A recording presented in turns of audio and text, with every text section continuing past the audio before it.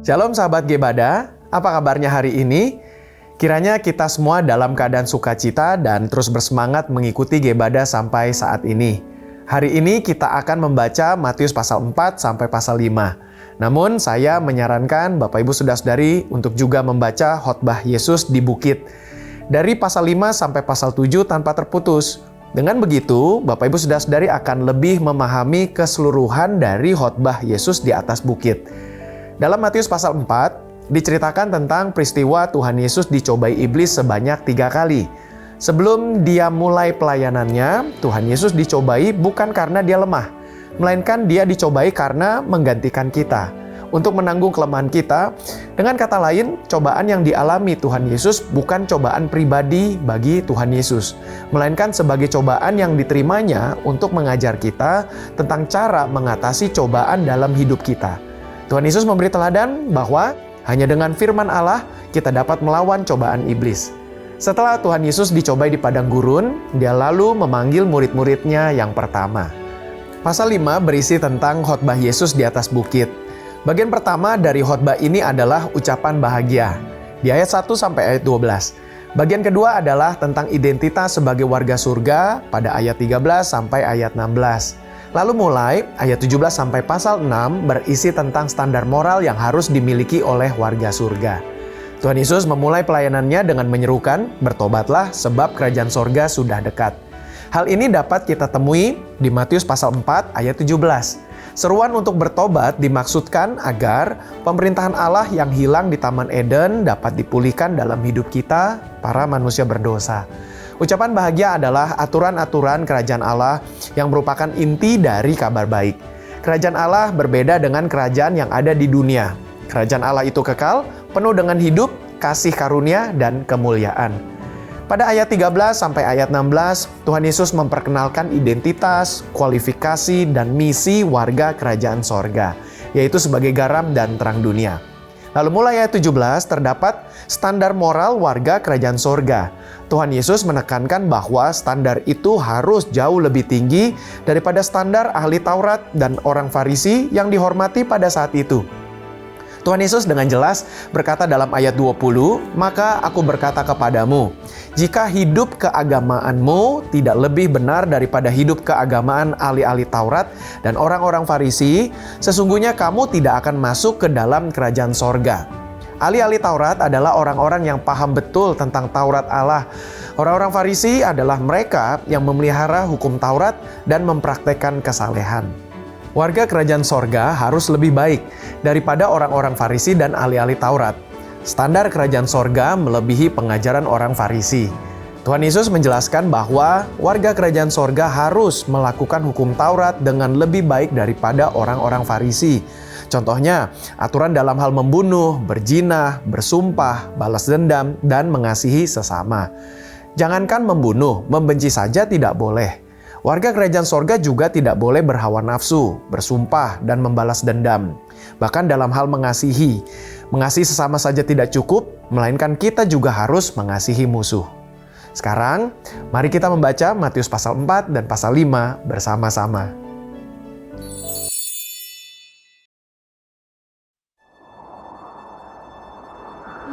Maka Yesus dibawa oleh Roh ke padang gurun untuk dicobai iblis. Dan setelah berpuasa 40 hari dan 40 malam, akhirnya laparlah Yesus. Lalu datanglah si pencoba itu dan berkata kepadanya, "Jika engkau anak Allah, perintahkanlah supaya batu-batu ini menjadi roti." Tetapi Yesus menjawab, "Ada tertulis, manusia hidup bukan dari roti saja, tetapi dari setiap firman yang keluar dari mulut Allah." Kemudian iblis membawanya ke kota suci dan menempatkan dia di bubungan bait Allah. Lalu berkata kepadanya, "Jika engkau anak Allah, jatuhkanlah dirimu ke bawah, sebab ada tertulis mengenai engkau, Ia akan memerintahkan malaikat-malaikatnya, dan mereka akan menatang engkau di atas tangannya, supaya kakimu jangan terantuk ke Yesus berkata kepadanya, Ada pula tertulis, janganlah engkau mencobai Tuhan Allahmu. dan iblis membawanya pula ke atas gunung yang sangat tinggi dan memperlihatkan kepadanya semua kerajaan dunia dengan kemegahannya, dan berkata kepadanya, Semua itu akan kuberikan kepadamu jika engkau sujud menyembah aku. Maka berkatalah Yesus kepadanya, Nyala iblis, sebab ada tertulis, engkau harus menyembah Tuhan Allahmu, dan hanya kepada Dia sajalah engkau berbakti. Lalu iblis meninggalkan dia. Dan lihatlah, malaikat-malaikat datang melayani Yesus. Tetapi waktu Yesus mendengar bahwa Yohanes telah ditangkap, menyingkirlah ia ke Galilea. Ia meninggalkan Nazaret dan diam di Kapernaum di tepi danau di daerah Zebulon dan Naftali, supaya genaplah firman yang disampaikan oleh Nabi Yesaya. Tanah Zebulon dan tanah Naftali, jalan ke laut, daerah seberang sungai Yordan, Galilea, wilayah bangsa-bangsa lain, bangsa yang diam dalam kegelapan, telah melihat terang yang besar. Dan bagi mereka yang diam di negeri yang dinaungi maut, telah terbit terang. Sejak waktu itulah, Yesus memberitakan, Bertobatlah, sebab kerajaan sorga sudah dekat. dan ketika Yesus sedang berjalan menyusur danau Galilea, ia melihat dua orang bersaudara, yaitu Simon yang disebut Petrus dan Andreas saudaranya. Mereka sedang menebarkan jala di danau, sebab mereka penjala ikan. Yesus berkata kepada mereka, Mari, ikutlah aku, dan kamu akan kujadikan penjala manusia. lalu mereka pun segera meninggalkan jalannya dan mengikuti dia. Dan setelah Yesus pergi dari sana, dilihatnya pula dua orang bersaudara, yaitu Yakobus anak Zebedeus dan Yohanes saudaranya, bersama ayah mereka Zebedeus, sedang membereskan jala di dalam perahu. Yesus memanggil mereka, dan mereka segera meninggalkan perahu serta ayahnya, lalu mengikuti dia. Yesus pun berkeliling di seluruh Galilea. Ia mengajar dalam rumah-rumah ibadat dan memberitakan Injil Kerajaan Allah, serta melenyapkan segala penyakit dan kelemahan di antara bangsa itu. Maka tersiarlah berita tentang dia di seluruh Syria, dan dibawalah kepadanya semua orang yang buruk keadaannya, yang menderita pelbagai penyakit dan sengsara, yang kerasukan, yang sakit ayan, dan yang lumpuh. Lalu Yesus menyembuhkan mereka. Maka orang banyak berbondong-bondong mengikuti dia. Mereka datang dari Galilea dan dari Dekapolis, dari Yerusalem dan dari Yudea dan dari seberang Yordan.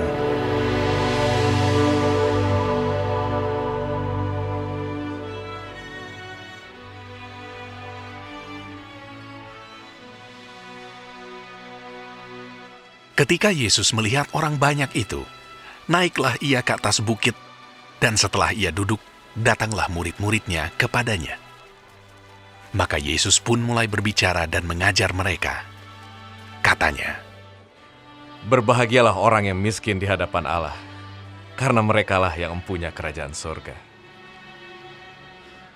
Berbahagialah orang yang berduka cita, karena mereka akan dihibur. Berbahagialah orang yang lemah lembut, karena mereka akan memiliki bumi. Dan berbahagialah orang yang lapar dan haus akan kebenaran, karena mereka akan dipuaskan. Berbahagialah orang yang murah hatinya, karena mereka akan beroleh kemurahan. Berbahagialah orang yang suci hatinya, karena mereka akan melihat Allah. Berbahagialah orang yang membawa damai, karena mereka akan disebut anak-anak Allah. Berbahagialah orang yang dianiaya oleh sebab kebenaran, karena merekalah yang empunya kerajaan sorga. Berbahagialah kamu, jika karena aku kamu dicela dan dianiaya, dan kepadamu difitnahkan segala yang jahat. Bersukacita dan bergembiralah, karena upahmu besar di sorga. Sebab demikian juga telah dianiaya nabi-nabi yang sebelum kamu. Kamu adalah garam dunia. Jika garam itu menjadi tawar, dengan apakah ia diasinkan? Tidak ada lagi gunanya, selain dibuang dan diinjak orang. Kamu adalah terang dunia. Kota yang terletak di atas gunung tidak mungkin tersembunyi. Lagi pula orang tidak menyalakan pelita lalu meletakkannya di bawah gantang, melainkan di atas kaki Dian sehingga menerangi semua orang di dalam rumah itu. Demikianlah hendaknya terangmu bercahaya di depan orang, supaya mereka melihat perbuatanmu yang baik dan memuliakan Bapamu yang di sorga. Janganlah kamu menyangka bahwa aku datang untuk meniadakan hukum Taurat atau kitab para nabi. Aku datang bukan untuk meniadakannya, melainkan untuk menggenapinya. Karena aku berkata kepadamu, sesungguhnya selama belum lenyap langit dan bumi ini, satu iota atau satu titik pun tidak akan ditiadakan dari hukum Taurat sebelum semuanya terjadi. Karena itu, siapa yang meniadakan salah satu perintah hukum Taurat, sekalipun yang paling kecil, dan mengajarkannya demikian kepada orang lain, ia akan menduduki tempat yang paling rendah di dalam kerajaan sorga. Tetapi siapa yang melakukan dan mengajarkan segala perintah-perintah hukum Taurat, ia akan menduduki tempat yang tinggi di dalam kerajaan sorga. Maka aku berkata kepadamu, jika hidup keagamaanmu tidak lebih benar daripada hidup keagamaan ahli-ahli Taurat dan orang-orang Farisi, sesungguhnya kamu tidak akan masuk ke dalam kerajaan sorga. Kamu telah mendengar yang difirmankan kepada nenek moyang kita. Jangan membunuh. Siapa yang membunuh harus dihukum. Tetapi aku berkata kepadamu, setiap orang yang marah terhadap saudaranya harus dihukum. Siapa yang berkata kepada saudaranya kafir harus dihadapkan ke mahkamah agama. Dan siapa yang berkata jahil harus diserahkan ke dalam neraka yang menyala-nyala. Sebab itu, jika engkau mempersembahkan persembahanmu di atas mezbah dan engkau teringat akan sesuatu yang ada di dalam hati saudaramu terhadap engkau, tinggalkanlah persembahanmu di depan mezbah itu dan pergilah berdamai dahulu dengan saudaramu, lalu kembali untuk mempersembahkan persembahanmu itu. Segeralah berdamai dengan lawanmu selama engkau bersama-sama dengan dia di tengah jalan, supaya lawanmu itu jangan menyerahkan engkau kepada hakim, dan hakim itu menyerahkan engkau kepada pembantunya, dan engkau dilemparkan ke dalam penjara. Aku berkata kepadamu, sesungguhnya engkau tidak akan keluar dari sana sebelum engkau membayar hutangmu sampai lunas. Kamu telah mendengar firman, jangan berzina. Tetapi aku berkata kepadamu, setiap orang yang memandang perempuan serta menginginkannya sudah berzina dengan dia di dalam hatinya. Maka jika matamu yang kanan menyesatkan engkau, cungkilah dan buanglah itu. Karena lebih baik bagimu jika satu dari anggota tubuhmu binasa, daripada tubuhmu dengan utuh dicampakkan ke dalam neraka. Dan jika tanganmu yang kanan menyesatkan engkau, penggalah dan buanglah itu. Karena lebih baik bagimu jika satu dari anggota tubuhmu binasa daripada tubuhmu dengan utuh masuk neraka. Telah difirmankan juga, siapa yang menceraikan istrinya harus memberi surat cerai kepadanya. Tetapi aku berkata kepadamu, setiap orang yang menceraikan istrinya kecuali karena zina, ia menjadikan istrinya berzina. Dan siapa yang kawin dengan perempuan yang diceraikan, ia berbuat zina. Kamu telah mendengar pula yang difirmankan kepada nenek moyang kita, jangan bersumpah palsu, melainkan peganglah sumpahmu di depan Tuhan.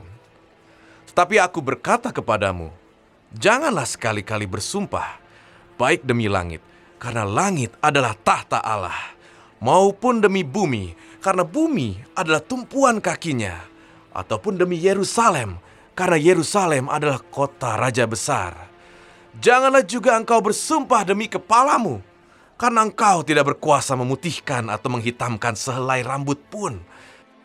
Jika ya, hendaklah kamu katakan ya. Jika tidak, hendaklah kamu katakan tidak. Apa yang lebih daripada itu berasal dari si jahat. Kamu telah mendengar firman, mata ganti mata dan gigi ganti gigi. Tetapi aku berkata kepadamu, janganlah kamu melawan orang yang berbuat jahat kepadamu. Melainkan siapapun yang menampar pipi kananmu, berilah juga kepadanya pipi kirimu. Dan kepada orang yang hendak mengadukan engkau karena mengingini bajumu, serahkanlah juga jubahmu. Dan siapapun yang memaksa engkau berjalan sejauh 1 mil, berjalanlah bersama dia sejauh 2 mil. Berilah kepada orang yang meminta kepadamu, dan janganlah menolak orang yang mau meminjam daripadamu. Kamu telah mendengar firman, kasihilah sesamamu manusia, dan bencilah musuhmu. Tapi aku berkata kepadamu, kasihilah musuhmu, dan berdoalah bagi mereka yang menganiaya kamu. Karena dengan demikianlah, kamu menjadi anak-anak Bapamu yang di sorga, yang menerbitkan matahari bagi orang yang jahat dan orang yang baik, dan menurunkan hujan bagi orang yang benar dan orang yang tidak benar. Apabila kamu mengasihi orang yang mengasihi kamu, apakah upahmu? Bukankah pemungut cukai juga berbuat demikian? Dan apabila kamu hanya memberi salam kepada saudara-saudaramu saja, apakah lebihnya daripada perbuatan orang lain? Bukankah orang yang tidak mengenal Allah pun berbuat demikian? Karena itu, haruslah kamu sempurna, sama seperti Bapamu yang di sorga adalah sempurna.